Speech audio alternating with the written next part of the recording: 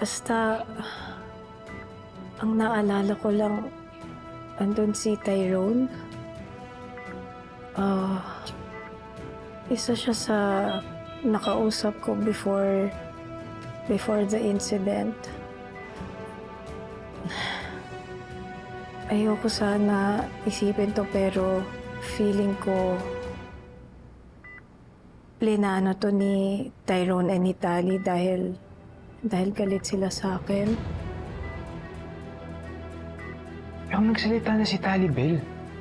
Sinabi niya na si Tayo kung yung tumulak sa'yo.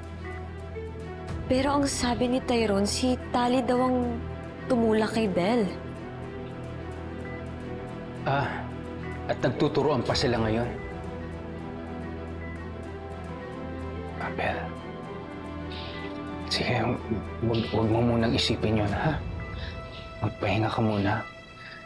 Basta mananagot kung sino man gumawa nito sa'yo.